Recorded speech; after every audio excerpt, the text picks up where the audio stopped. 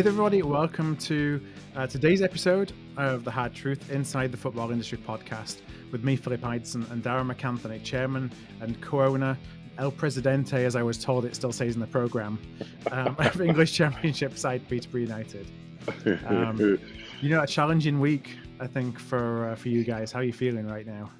Yeah, it was. How am I feeling? I'm feeling better today than I was on Saturday and Sunday. But that's, my mindset is Monday, so I've got to go again. Although it's the start of the month, so it's always my least favorite time. So much shit comes at you at the start of every month. But it was a challenging week. Wednesday we played Bournemouth, really, really good Bournemouth team. Grind out a result, really good in the first half. Matched them second half. We kind of shut up shop and went for the point. Suppose you've got to do that at this level, which isn't really quite us. But anyway, we took a point. You're thinking, okay, defensively very good, 2 clean sheets in a row at home. And then we go into Saturday, and Wednesday's a good point as long as you win on Saturday. So on Saturday, we got 1-0 up, very comfortable, controlling the game. And then they score from a corner. You think, fuck's sake, here we go again. And then they score 7 minutes later, and it's like for the 7th time in 11 games, we're folding like a cheap suit inside of a short space of time, and it's just driving you mad. Because my biggest thing is, you don't make the same mistakes twice, and we're just making the same fucking mistakes over. It's just hurting us. And then we show some bollocks and equalise, and you're thinking, okay, we're going to half time. It's a good game. We look good offensively. We don't have Jono. We don't have our target man. That's fine. We're playing very slick. The ball's on the ground. The football's good. Defensively, looking a little bit, yeah. But you're thinking there's goals in this game. Let's go and win the second half. Phil, the fucking rain was biblical. I saw some of the highlights. I thought at one point the ref's going to call this fucking game off. I mean, the ball wasn't moving in some areas. So, we kind of, I would say, what was it, the first 25 minutes of the second half, did we create anything? No. Did they create anything? Not really. They always look dangerous when they put the ball in the box from a corner or across the set piece. That was the only thing. They looked dangerous. And then we're going to win the game. 83rd minute, Burrows is bundled over. It's a penalty. 9 times out of 10, you get a penalty. You go 3-2 up, 5 minutes to go, you like to think. And of course, Premier League referee apparently doesn't give it. And they run down 20 seconds later and score from the edge of our box. And then we come alive and we create 3 great opportunities. In the last 5 minutes, the ref puts up 3 minutes of injury time after 6 substitutions. I dare say if we were winning 1-0, that would have been like 8 minutes long. And it was just one of them. We only have ourselves to blame. Bristol City are a very competent side away from home. They'd won, I think, 3 times away. They're better away than they are at home. But we handle them really well, from an offensive point of view. We just didn't handle the physical threats defensively. So back line, goalie, not great. Midfield, okay. Front players, very good. Look dangerous, look lively. But again, didn't create as many chances we should have. Do you know what I mean? So it was just an opportunity lost, and it's your home form that you're hanging on to, and we shit the bed, because it's 1 point in 2 home games. And the worst part is you're shitting the bed again before the international break. We did it against West Brom, lost at home, final kick of the game. We've lost, 85th minute or whatever, final, just before the international. And you go into an international break, just feeling like shit. Yeah, you're stewing on it now. You're stewing on it, the players, I said it yesterday in my video, they got to take the stabilizers off now, and they need some hard truth here. I think our fans and our management team believe they're better than the players believe they're there. I don't know if some of our players are like apologists for being in the championship and think, oh, do we belong at this level? Well, I've got news for you. You do, because you're here. And don't fucking blow it, and wake the fuck up, because you might not get another chance at this level. And I think if there was a bit more belief in our players, we'd already be in the top 12. And that sounds mad, having conceded 23 goals in 11 games. But if you isolate it, and I've done a big stats review today, we're folding like a cheap suit in a certain period of each game. You can see the pattern. And I want to say 17 of our 23 goals we've conceded have happened in like an 18-minute period. It's very obvious. Do you know what I mean? Focus. It is. It's a lack of concentration. Yeah. It's a lack of belief at key moments. You get to the hour mark against Coventry, you're playing really well. Coventry are an excellent side at their place. And you get a corner and you think, right, now's the chance. Put a really good set piece in. nick a goal here and put Coventry under pressure. Instead, you deliver an awful corner, they break and score.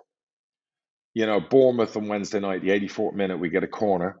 And again, you're thinking, right, here's this resilient 1-0 fucking lucky win, whatever you want to call it, at the best team in the league. Put a fucking ball in there, let's attack it.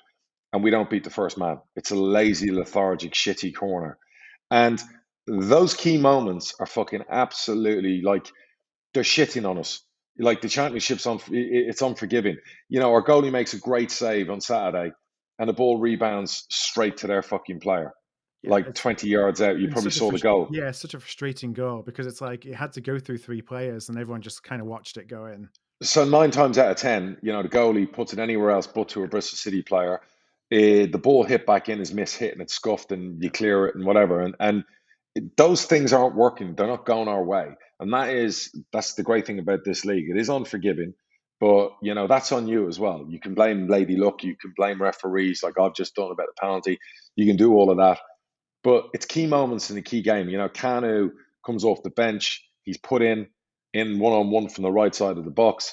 Unfortunately, his first instinct is to look for a player to cross it to instead of a greedy player looking to score a goal, like a Mo Salah, like whatever else, is in on goal thinking, right, I've got to get a shot across the goalie here. It's pissing down wet. Anything can happen. But no, and that hesitation looking to see who's in there costs him. And he goes out for a corner. Yeah, then Kanu gets another one-on-one where the goalie, all he's got to do is lob the goalie. And the goalie's way off his line. And you'd expect any competent, that's not a dig on Idris because that's unfair. It's his first chance this season coming off the bench. And again, he's had 2 wonderful opportunities, but he hasn't hit the target with either. So it's those fundamental key moments in a game that are like costing us like big time. And when I say take the stabilizers off, our players, A, have to realize they belong. B, they have to know when they're in a game and stay in a game. In other words, there's no point in playing to the 60th minute. It's a 90-minute game. Understand that from the 60th minute to the 90th minute, you are folding. Everyone thinks you're folding. The opposition have done their analysis. They know that's the time they're going to put you under pressure. Dig the fuck in, be resilient, and go the other way. And when you get a set piece late in the game, somebody with leadership needs to go over to the player who's taking it and go, fucking concentrate and put this on the spot. Don't you fucking dare hit the first man. We've waited 84 minutes to put a ball in. Let's capitalize. And there are all those little key times. I mean, and it's easy to blame your defense and blame the goalkeeper and say, well, you're conceding 23 goals. That's a team collective effort. You don't concede multiple goals in 7 minutes, 7 times in 11 games because you're shit defensively. That's as a team, you're not concentrating. You've gone 1-0 down and your heads have dropped. You're not suddenly back, whatever it may be. Yeah, your testicles have reverted back to when you were 7 and they haven't dropped yet. And you're thinking, fuck, we're 1-0 down away at Coventry. We're 1-0 down away at Luton. We're 1-0 down, away at Preston, wherever we are, or Sheffield United. Now they're going to, instead of being like, okay, fuck it. Now we've got to dig in for 5 to 10 minutes and then we've got to come back at them. And we've got to give them some questions to answer. So all those little things that are just, look, these 2 weeks coming up are probably the most important 2 weeks. And I can see the sensational headlines already in the ET. Are probably the most important 2 weeks we've had in 8 years. Mm-hmm. Because there's so much we have to get right over the next 2 weeks. We have to work on our fitness. We have to work on our concentration. We have to work on our set pieces. We have to work on our confidence. We have to work on our shape. We have to work on our formation. We've had, I want to say, 4 different formations in 11 games. We've played 3 at the back 4 times in 11. Not a criticism of the gaffer. Me and him talk about this all the time. For 20 months, we played 3 at the back 90% of the time and with a very high win rate.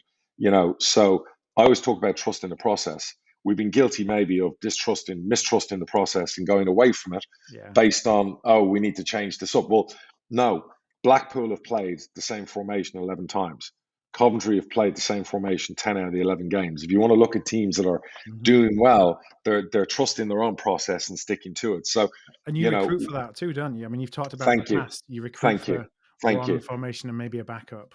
Yes, so you recruit for that trust the process. Next 10 games, trust you. I don't give a fuck if it's 3 at the back or 5 at the back or 4 up front. Plant your flag, pick your formation, work on it non-stop, and play it for 10 games. If you win 0 games or you win 5 or you win 6, I don't care. Stick to it. That's always been my thing. And that, that is, and I think the Gaffy agrees because he'd said it to me first. He was just like, too many different formations, at times. I'm like, yeah, here's the data on that. So, so the 2 weeks are very important. Beavers is back as well. And I always laugh that people slag off Mark Beavers. He was the #1 defender in League One statistically over 46 games last year, and say what you want about his style or the way he looks. He's important to us. He's a leader. He has a left foot in that area. It's balance, at the back. It allows us to play three at the back because you got him as the left-sided centre half. So, when he went down injured at 2-0 up against Cardiff on the back of about to win 2 home games in a row, our season almost changed a little bit there. And Josh Knight's lack of form as well. It's why we went away from three at the back. Those couple of key things. So we need players to find form. I need players to dig deep now. I need the Josh Knight that we spent the big money on to go, I need to get on that side. I need Beavers to get back in that side. I need Jack Taylor to stay fit, get back in the side, and not have the manager have to play him on Wednesday and rest him on Saturday because we're worried about his hamstring. We can't do that anymore. Jack Taylor is the best central midfielder we've ever had for a long time. And again, he's missing on Saturday, until the 60th minute. We need to go past all the crap with the injuries. We need Joel Randall back.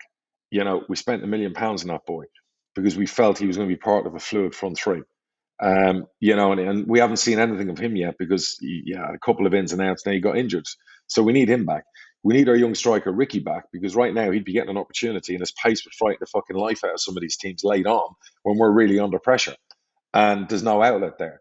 And we need Clark Harris to spend the next 30 days getting in the shape of his life because I think he'd be the first to admit, coming off the back of winning the Golden Boot, being the best player in League One, voted by his peers and all the professionals around him, this was the most important season of his life and the shape he was in coming into it. Now, he needs to now get himself in that shape. And he needs to he started the process. He's dropped weight. He's dropped body fat. But we need better. He needs to work on his hold up play the next 2 weeks if he wants to get back in the side because he could make a massive difference to our season. And I know he's had some flack, but there's a great player in there that can play at this level. And we need him basically when he's finally available at the end of October to be basically forcing the manager's hand, getting back in. So there's so many things we need to get right at. And there's no panic for me. There's no shouting, screaming. This is the championship. You have to find ways. You have to find ways to improve. You have to find ways to win. You have to find ways to not lose. You have to find ways to be defensively stronger. There's lots of things you have to do. And going through the data this morning and sending over the report to the gaff after I spoke to him, he's got a lot there in front of him to study. And it's these small margins when you look at the statistics, it will blow your mind. You're talking about 7-8% either way, and suddenly you got 8 more points. And you 2 more shots per game, with the percentages of once we create X amount of chances, we win X amount of games. All those little margins are there. And where we're conceding a lot of our goals, it's staring you in the face when you look at the data. I'm not going to talk about it now because you don't want opposition people looking at it and stuff. I'm sure they see it. But again, it's screaming at you where it's coming down, and then you know what they're to all, fix, at least. you know what, right. You know what to fix. One thing I've got is I've got some brilliant coaches at the club. I got a good manager. I got some really good coaches around them. And then right to the 23s and the 8, we've got good coaches. They can fix the issues. But they can't be fixed if the players don't believe themselves. And I think quite a few of them, I'm a massive Joe Ward fan. And I hope he's listening to this message because he was such an important part of what we did last year. And he's built to play higher up. But I can't give him the melons I want to give him. And I watch him in games, and he with his agility, his pace, his skill, his endeavor, he could be killing it at this level. But instead, he's not. And he's somebody who could be so much better. You look at him in a game, and it's a 50-50, and it's like, come on, Joe, put your bollocks on the line here. You've got the quality. And I love him as a player and as a boy, but I want him to be more aggressive. I want him to be stronger. Because there's no coincidence. If he's not on form, it also hasn't helped us as a team because he played such an important part last year. People don't realize how important he was to what we did really well. And I still stand by. I think he can be a tremendous wing-back stroke right-sided midfield winger in this league because he's got pace, he's got power, he's got skill, technique. So he's somebody that needs to come to the party. And that's not, and I know the headlines will be written, I'm calling somebody out here, but I'm doing it in the right way because somebody needs to tell him, Joe, you belong. And you could be a top 10 championship player here, pal. And it could change your life and change your family's life. But you need to have a bit more belief, bud. So there's a few players like that that need to have a bit more belief. And there's a few players, like I just mentioned about Jono, who needs to be a bit more professional in what they're taking into this league and what what they look like in their body and how they live. There's a few players who need to get over their injury issues and get on with it now and get in the team and stay in the fucking team. So that's what I'd be saying to them. I'm sure the manager would be saying the same. Like I said, no more stabilizers. It's like it's time now. It's either sink or swim and go really well. And I think, look, next 10 games are going to be a lot different than the 10 or 11 we've just had. And you make your own luck, and we've had some bad bits of luck, but we've also brought that on ourselves as well. Yeah. From an outsider perspective, I don't think there's any doubt that you've got the players, which is probably what makes it most frustrating at the moment, is you just know there's a lot more in there. Correct. It's so frustrating, Phil. I know they're better. I watch Frankie Kent and Dan Butler play at home, and they look like proper championship defenders. I watch them play away from home, and they're glazed in their eyes. And it's like, it's a difference of a stadium. It's the same pitch. It's the same quality of players. I know those two lads are better players, than they're showing. I know they are. And I'm just going, where are you? You're brilliant at home. We go away from home. And yes, collectively, we're not good away from home in certain periods. But them two in particular are leaders. So again, where are you, boys? Nathan Thompson, how good was he against Bournemouth? I've got to give the guy so much credit. He's probably been so far our player of the season so far. In how he's been applying himself. He's a leader. He's a warrior. So much credit to him. He's grasping his opportunity late in his career playing in the Championship. And I want all the players around looking at themselves and going, let's not blow this for Nathan. Because he belongs at this level, and he's given it his all. And everyone else needs to do the same. Do you know what I mean? Yeah, the mindset thing, is that something that can be, I don't want to use the word fixed. Is it something that can be worked on the training ground, or does that confidence come from results? They've actually got to be, be in an away game, be facing that situation, turn it around, and get the belief from So in-game. yeah, so it comes from, you dig in and get a really good result against a top Bournemouth side. You got 420 million pound players in their team that played us or whatever, and then you go and beat Bristol City. And then you go into the international break feeling $1 million, going, right, we've got 2 away games coming up. We're going to fix this issue. So the players should not have lost that game on Saturday. They should have been so mentally and physically ready not to make those defensive errors on Saturday. There's no way they should have lost that game. So now they got to come out of the break and they got to go, we got Middlesbrough and Hull, 2 really tough away games, but we got to go win those games. We've got to go and change our story away from home, and we've got to go on a winning run. And there's no doubt in my mind we can win 3-4 games in a row. Blackpool have just shown you what you can do. They've just won, I think, 4 and 5. They've dug in, and it all started, I think, with a really, really resilient 1-0 win at home against, it was at Fulham. That was where Blackpool started it, yeah. So our players have to do that as well. And I've got no doubt they will. And what happens is, when you start putting a few wins together, it gives everyone confidence. Because the one thing I'm going to say is, our fans haven't left us. In the past, our fans would be getting down on us, and they'd be giving us a bit of grief and whatever else. But those last 2 home games, listening to the fans, knowing what's going on, the fans have been with us. They appreciate the effort the players are putting in. They see players who are in pain. They see players who need support. Because the one easy thing to do is just you go all in on hammering the players. You bunch of League One. You're not good enough. The recruitment's crap. Fucking, you're not trying. I would never accuse our players of not trying. Even when we folded like fucking cheap suits and conceded batches of goals away from home, that wasn't from lack of trying.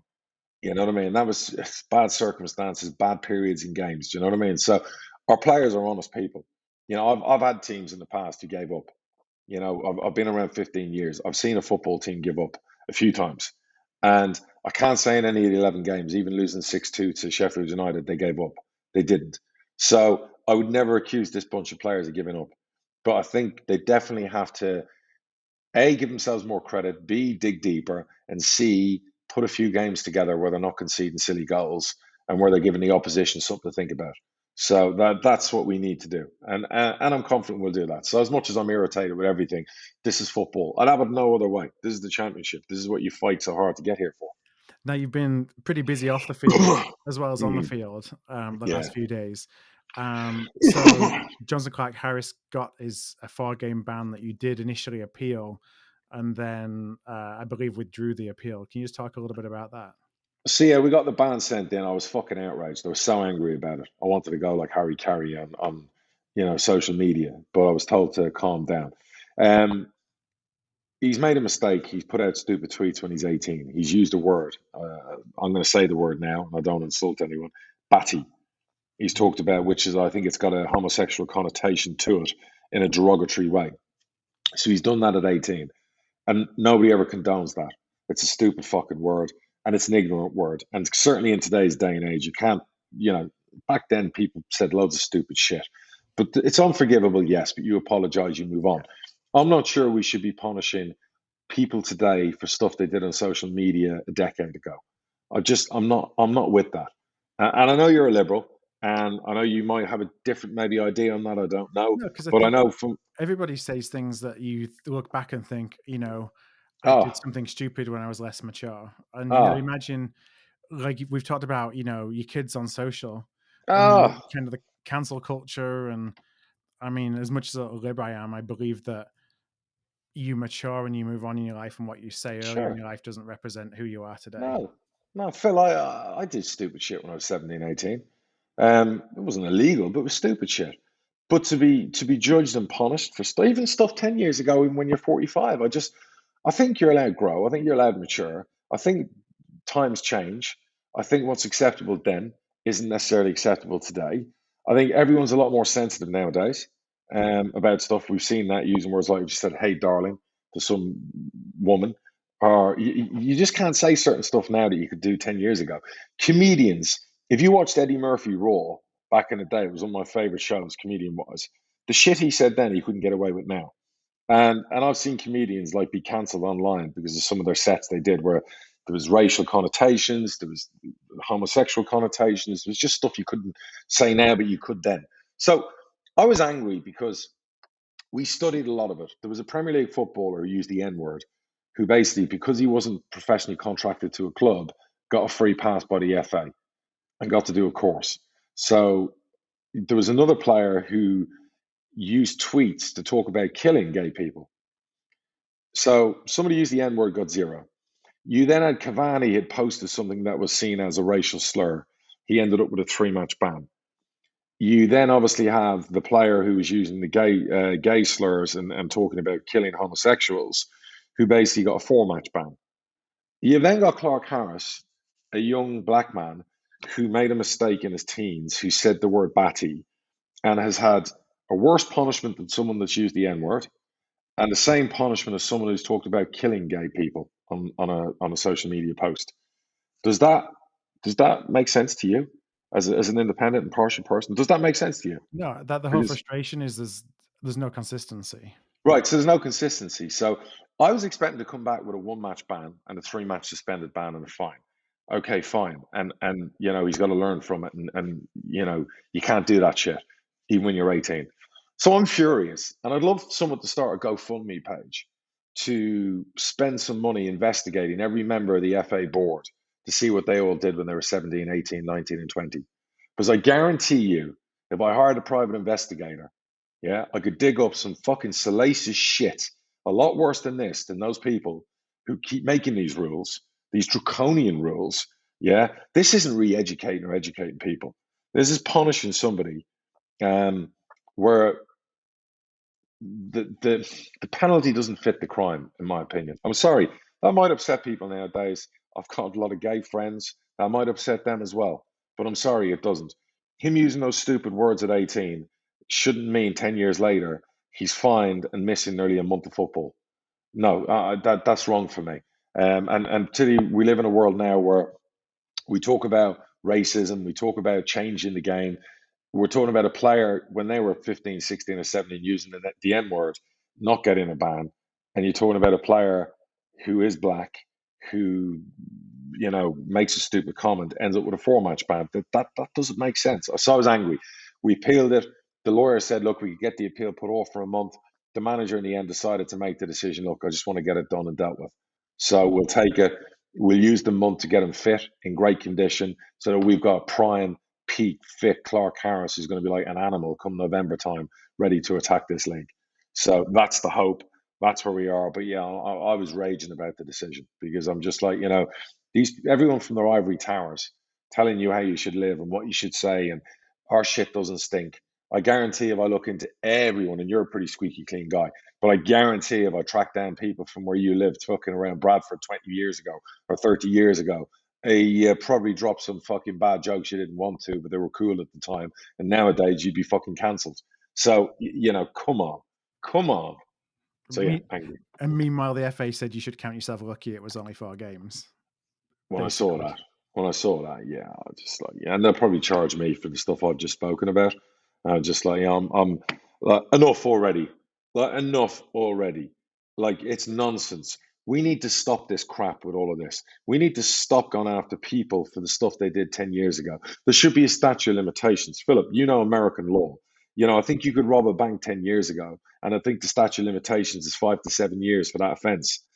People basically have done shit in America they can't be tried for nowadays, 10 years later. You cannot do this to people anymore. You cannot keep trying to go after young people for mistakes they made when they were kids. And to the person who actually reported them, you sad little bitter, twisted fuckwit. Do you know what I mean? Like, how shit are you? You know what I mean? That you actually went out and looked for that. I fucking despise some people nowadays. Let's move on. Let's go across some of the other results this weekend. Let's talk Bradford. How did you guys do? Yeah, How did you guys do? We won 2-0 against Rochdale at home. So I said you would. Back to winning ways. First win in 7, I think it was. How'd you play? We played okay. I think that if they'd have been able to finish, then it could have been a very different story because they had lots of clear-cut chances. But at this point, I'll take a win and move on, and hopefully kind of the momentum starts to build and the belief again, as you were talking about earlier. You dig one out. To grow. So yeah, that was you dug one out. How was the crowd? The crowd, I mean, in terms of numbers, it was back up to pretty much 16,000 in terms of how they supported the club. Yeah, I mean, they were behind them. It's a little bit quiet, but I think that, after losing all the games we have, maybe it knocked the stuffing out of them a little bit, but they weren't getting on the players' backs or anything. Good. Well, look, that's the kind of win, you need, digging out. And I said that to you actually going into the weekend, you were playing Rochdale. Yeah. And, you probably get back to winning ways. Who's your next few games have you got? I'm only looking one ahead at a time at the moment, but we got Newport away next. Just won 3-0 after sacking their manager now. Yeah, what a strange, like we talked about the sack race last week. I mean, I'm not sure if it was a sacking or a resignation, but yeah, what was that? That was bizarre because Newport aren't that club that would do that, like get rid of a manager after 2 playoff finals and I mean, I think it's, back when he lost in the playoffs, he said about, I got to make a decision on whether I come back. Some things have changed around here and I'm not really sure what I'm going to do. And obviously he did come back. Perhaps things didn't still change to his liking, or he just decided maybe the grass is greener somewhere else. It seems like I can't imagine that would be a decision that Newport would make because it would be a crazy decision to make. Yeah, they're fan owned, so they do tend to be more patient with managers. Really well run football club. I mean, I haven't read enough about behind the scenes. You don't know what's going on. They have a technical director, I think, he has to report to. Who was brought in, I think, in the summer or just before the summer. That's right. So, look, sometimes it happens with managers. I've had it with my own manager where you get them to stay past the point where they think they've done all they can and they need a break, or and he's probably thought, look, I've had 2 playoff campaigns that didn't work out. We've climbed close to the top of the hill as we could for a club our size, and it takes so much out of you. Getting there and sometimes nearly getting there, and maybe look, they obviously responded with a good win on Saturday. But I was looking at the results before that and going, well, they won 3 out of 9. They've had a few sticky games. I mean, knowing him, he'll get them in there again. As a Newport fan, I'm sure they're worried because he's been so good for them over the last few years. But yeah, any favourites for the job or any favourites? The ones that I've been reading so far are just some usual, not particularly inspiring suspects. Maybe some folks from within, but people who would seem to be a downgrade. Right. On him. Right. Maybe there's a point where it comes where you think he knows that he doesn't believe he's going to be able to achieve the same that he's achieved with this squad, and perhaps for his own reputation, Probably why you Yeah, should have gone in the summer, because you're going, right. well, I've had two playoff campaigns. Now I'm a very attractive proposition. So he probably thought, I'll get out now in case, things don't go to plan this season. That's going to tarnish my CV. So, look, I don't want to speak for him, but I think he's a good manager. I respect him. So it'll be interesting to see where he goes next. Any other standout League Two results as we move up the leagues? Let's see what happened in League Two this weekend. I'll go and grab my results sheet here. Um, we had Henry. Henry has as well stocked with things here. So let's see. So Harrogate continued their push. They're Yeah, second. incredible. Incredible. Green. Forest Green won. Yep. There's a lot of late goals from what I can recall. Bristol Rovers still struggling. Mansfield still struggling. They lost at home to Barrow. We did Yeah. have a Mansfield fan on Twitter telling us that they basically have, I think there's no defense they have at this point. So they've got their best striker as now a makeshift centre half. So the fans haven't turned. They kind of Okay. realize that there's extenuating circumstances, but obviously they don't want this to carry on for much longer. And Sutton beating Northampton, at Northampton. Sutton, at the start of the season, you're wondering where the first win's going to come from, and now they're only a point below City. So they've done well. Yeah, no, that's good. And then in League One, I want to say Accrington had the result of the weekend. They won 2-1 against Ipswich. Yeah, and I think Ipswich grumbling about the environment that they found themselves in, so they didn't take it Oh, too well. I didn't read that. Give me the juice. Yeah, one of the I think it may have been the captain saying Right. how basically they're a non-league outfit. We didn't like their tactics. You had one chap who booted the ball out of the ground to time waste. Not liking the hand that he was dealt, but it's Sour grapes. Yeah, Mhm. I listen. I'm not best friends with the Accrington owner, but they're a long way from being a non-league club anymore. Right. And am I surprised by Accrington Stanley beating an Ipswich 2-1? No, that's 5 years ago you'd be like, oh my God, that's like the standout result of the day. But no, they're a different outfit under Coleman and obviously with their owner. So, and that's just the Ipswich. I'm sure he regrets those comments. The Yeah. Ipswich, whoever said that for Ipswich. So.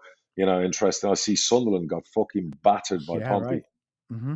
That was like when I saw the result, I went to see how many red cards Sunderland had because I just presumed. Mm-hmm. You sometimes you see a result and you go, two red cards. That's Yeah. why it was like 4-0 or whatever else. I mean, what's going on there? Was that the conditions? Because I mean, Sunderland have been the best team like pretty much in the whole of the EFL the start of the season. Yeah, and I think off memory it was 3-0 at half time. So it was one of those Jesus. where the goals just kept coming and it was game over before it started.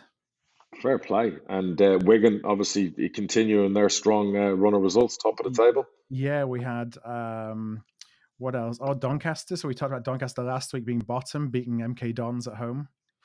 That was a So shocker. that And the was other one was Charlton won a much needed win, didn't they? They yes, had a big win. yeah, Fleetwood.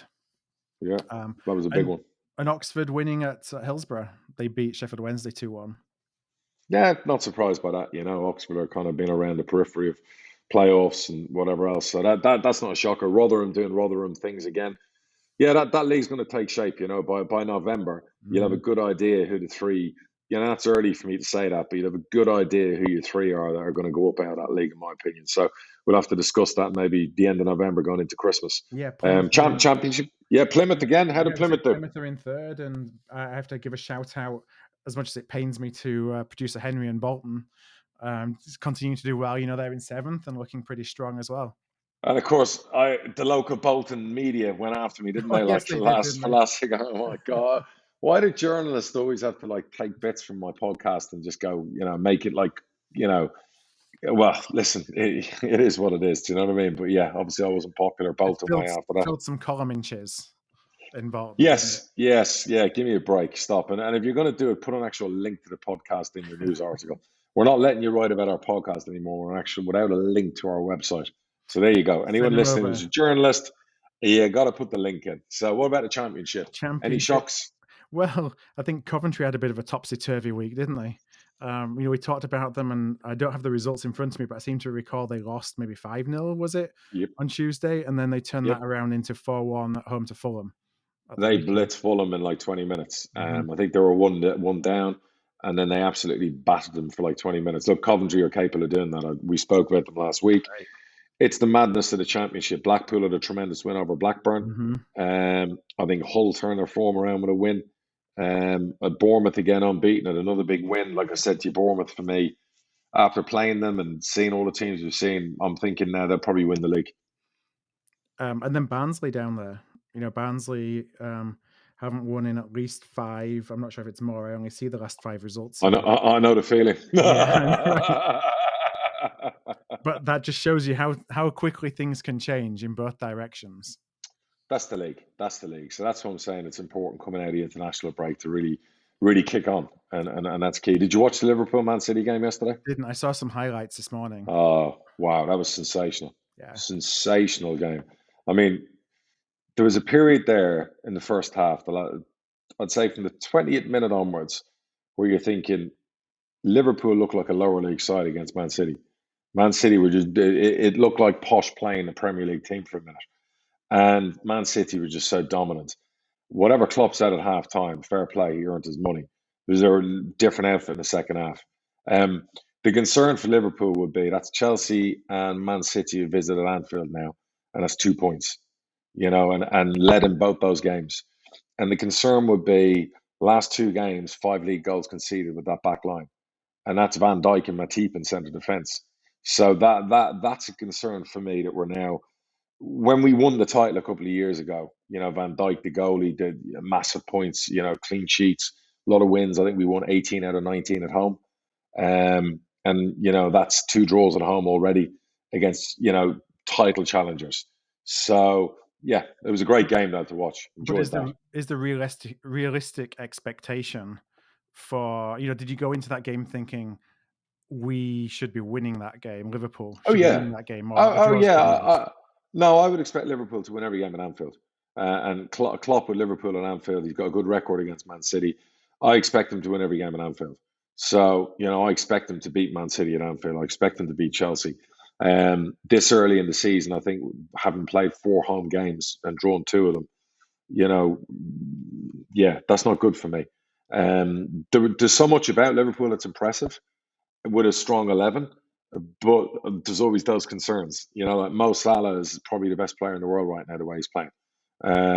And yeah, it was, when we went 2-1 up, I thought, right, we got this now. And then they score within I think 10 minutes, and it didn't take a lot to open us up, for Man City. And that's the concern. It's like when they tried, or maybe they were holding something back, and then when they were 2-1 down, they threw everything at it again. Yeah, so it was kind of one of them. But I have to say, it was one of them games you didn't want to end. It was a very entertaining game. I really enjoyed that this weekend. And the standard in the Premier League, I mean, that was, if you're looking as an outsider from any other league in the world, you're thinking, fucking hell, that's 2 of the best teams in the world gone at it there. Because that's how good it was as a game, you know what I mean? It had 3-3 or 4-4 written all over at one point, but 2-2 was fine. Meanwhile, we did have our first sacking this weekend with the Watford manager getting sacked. No shock. No shock. Were they 14th in the league? Yeah, shock. I mean, yeah. Although everyone's trying to, the Watford fans are trying to say, well, if you'd have actually watched the games, you know that it felt a lot worse than being 14th in the league is, or 15th in the league there. He gets them up. The 15th in the league. They're not 18th. They're not 19th. Mm-hmm. They bring Ranieri in, the old Tinkerman, back. Fulham tried that a couple of seasons ago, and that didn't work. So, I don't know. Look, Watford's a real unique situation the way they run their club. That really is a head coach job. You know what I mean? They recruit all the players, they do the deals. The Pozzos who own it, I think is that right way to pronounce it. The people behind the scenes, who might have questioned it? They had a long, prolonged period in the Premier League. They went down to the champ. They've got themselves back out. I always say, whatever works for you. It seems like a case of Ranieri came and said, I might be available if you're interested, and that was their excuse to sack the manager. I'll give him 15 games. Yeah. And what else we got? So we have Man United drawing Everton. More and more people are starting to question that. I actually had some folks say it was really insightful what you said about Ollie being a yes man. Yeah. How to put this? Man United. I watched Liverpool Man City yesterday. And if any Man United fan could watch that game and tell me, hand on heart, that some of the football that was played yesterday, United could have lived with that. I'm not sure they could have. And Ole is obviously a very honest guy, but we all know he got the job. It was almost by accident. He was like caretaker. And to be fair to the Glazers and the people running the club, they've recruited really well. Man United have a squad that should be exciting, and they shouldn't be struggling to get a draw against Everton. No disrespect. That's Rafa Benitez who frustrate the shit out of you. And it's all very well saying, well, he should have played Ronaldo from the start. And has this gone on, that gone on? Forget about it. Even without Cristiano Ronaldo, United still should be a force to be reckoned with. I mean, give Liverpool, Greenwood and Rashford and some of the attacking talent as, because we've got basically three good strikers at Liverpool. Bobby, I've always said, for me, is on his way out. 30s, his best years are behind him. And the signings they've made, Varane, obviously Sancho. Yeah, I mean, United should be doing a lot better. But for some reason, I don't think they'd fire him, because I think what'll happen is he'll stabilise it. He'll get in top four again. He'll get to the final of the FA Cup. He might even win the FA Cup. But for me, that man's not winning any league titles anytime soon. The pecking order in the Premier League is Guardiola, Klopp close together. If you look at the record the last 3-4 years, Liverpool are ahead of United or ahead of Man City on points won. You then have Tuchel, and then who would you have in there? I guess you'd have to put Solskjaer in there then, based on getting to the Champions League last year. So in fourth place, but he's a distant fourth to their top three. Those three are in a tier on their own, in my opinion. Now, every man and his dog is talking about Mo Salah's goal. The question is, are there any goals, posh or otherwise, that are the most memorable for you as you think back to goals that stick in your mind? Yeah, we once beat Sheffield United 3-2 away from home. And there's a kid called Samuelson who was from West Ham on loan. And he looked like the second coming of Lionel Messi. He went around 7 players. Look it up one day when you have a chance. He went around 7 players and finished with a plum. It was like one of the greatest individual goals I've ever seen. Another goal that stands out for me was years ago we beat Charlton 2-0 away. Guion Edwards went past 5 players, ran 50 yards. And again, the finish was just exceptional. So, going higher up, I mean, Messi, Christ, you could probably look at 100 of his 800 goals he scored. He's probably done shit like that. Maradona, 86 World Cup, all of those things. Salah's, because of the tight angle, it wasn't like he ran down the middle. He was coming in from the right-hand side. His angles were ridiculous. His control of the ball was ridiculous. His right foot usually is shit. So to finish the way he did on his right foot was probably a bigger shock to the Man City goalie, because of the velocity behind the shot, which took it with the spin, in off the post. It was, I mean, for a minute, my missus was sat watching with me and I was like, did that go in? I didn't know, but, I was like, did that go in or go behind the goal? You know what I mean? It was only him celebrating or realizing it had gone in. And I was like, wow. So, listen, the game was brilliant. That was how football should be played. It was proper, like full throttle football for a good 90 minutes. Yeah, I loved it. We're going to go straight into the questions. The first question that I have is from Andy on Twitter. Andy asks, do the stats that you get on players come from a database that's available to every club, or do all clubs have their own system? Some clubs have their own system. Some clubs use different. You've got Instat, you've got Y-Scout, there's like 4 or 5 now top tier software companies that design it. You pay for the service, they send it to you. I get a mixture of 3 different statistics from 3 different sources, as do my scouts, my gem scouts, and we put together. I don't like to look at weekly ones. I like to look at monthly ones. I don't think you get a good gauge over 7 days. So I like a good body of work. So 30 days is a good body of work to get all the information. So like I said this morning, I've just done a whole 2-page document, to send over to the gaff with all the statistics and, some key things that you can just, they're screaming at you in the screen. Do you know what I mean? That like, okay, you don't fix that, you're fucking dead in the water. Or if you do that 20% better, you're suddenly 14th. Sometimes it's as fine as that.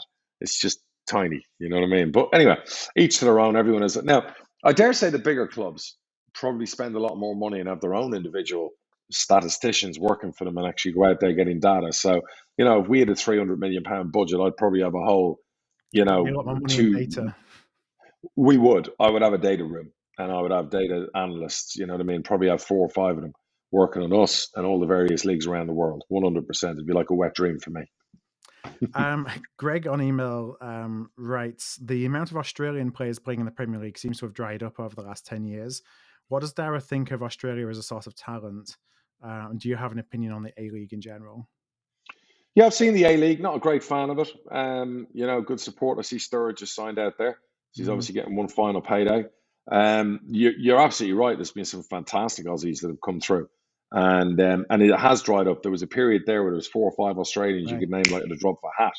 Now, I dare say with everything going on, where it's like COVID military over there in Australia, you're not going to have many people coming out of there anytime soon. They were celebrating being the most open, and now it's gone in the other direction. Yeah, they've had more lockdowns than anyone else, so even more than California. So they really are like cracking the record books. But I'm always up for it. The problem for a club like ours is, it's the work permits, it's the rules, it's how do you get people over from Australia.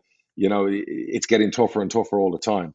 I wouldn't mind. I've always wanted to visit Australia, so I would go to an A-League game. Seeing what's happened with COVID, it'd be the last place on earth I'd want to visit at the moment, the way they've treated their people. So, that's off my visit list for a long time. Zach, who's a Leeds fan, says, I was wondering what the process for sacking a manager actually is. Are most managers surprised, or are they expecting to be sacked, after a given result? Are they kind of told, hey, if you don't shape up after this one, you're a goner? And also, do managers take their sacking on the chin, or do they attempt to bargain or beg to keep their jobs? There's a mixture, a lot of managers will know. Some will be surprised. Some sackings can come off an argument, not necessarily results. Some sackings will come from results. Some sackings will come off personality dysfunction between an ownership and a manager. I have managers, begged. Yes, I've seen that, and not talking about my current manager, because he's far too proud of a guy. He's more inclined to go, fuck you, than beg to keep a job. But show you. Yeah, but I had one manager basically said that they'd stay for free just to get to the end of the season. I was like, no. So and it took me 20 minutes to get out of his office after I'd sacked him. It got to the point where it got uncomfortable. I said, look, I'm not changing my mind. This is happening whether you fucking like it or not. So and some can be surprised. We drew against Charlton. We were sixth, and I think when I let Steve Evans in my office, he was very, very surprised. It caught him on the hop, but he took it like a man, at the time. And a lot of managers have taken it like a man, because I think in that profession, in that field, that industry, they know, the life expectancy of a manager is like 11.1. It's 11 months in 1 week. It's not the kind of job anyone who loves the word stability should be going out of their way to get. It's probably the most horrible industry to work in from a job security point of view. So that's the way it is, and likewise, you can have managers who, I'll tell you, was never a good sign. If somebody wants to resign, let them resign, because I've always found in my work life and sports life, if someone wants to leave and you convince them to stay, it never ends well.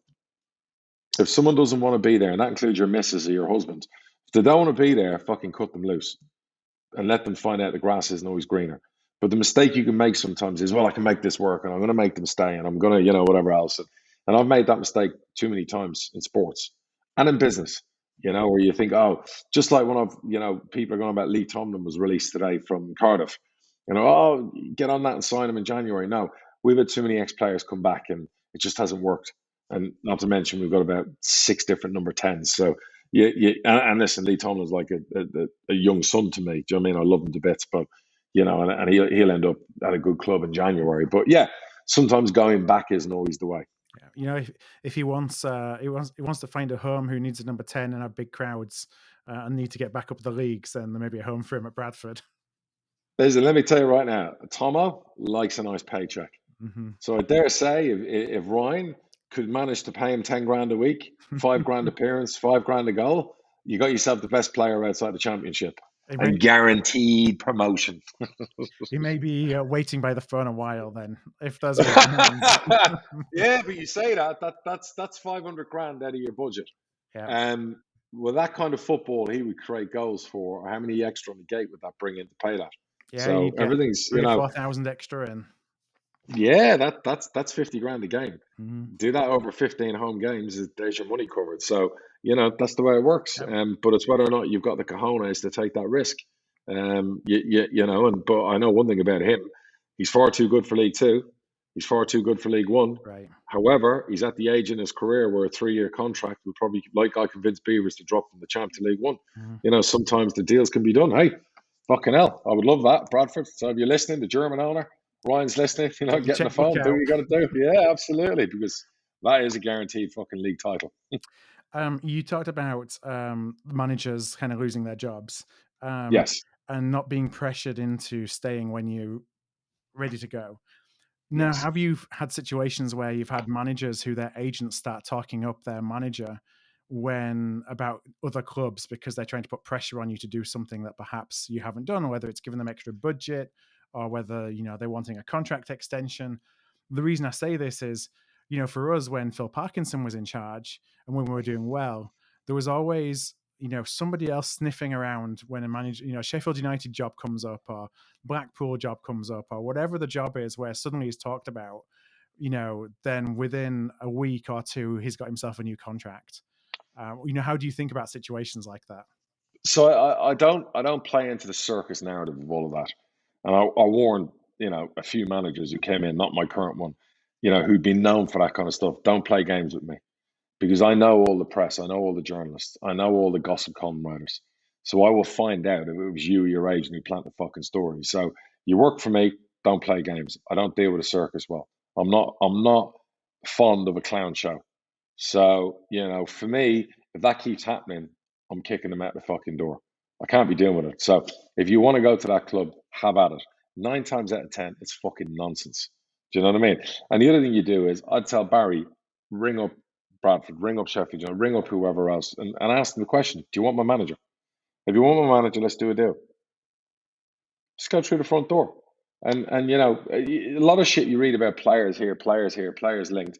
Just make the phone call. Pick up the phone. Everyone's got Simple. the price at the end of the day. Yeah, pick up the phone. That's it. Get it done.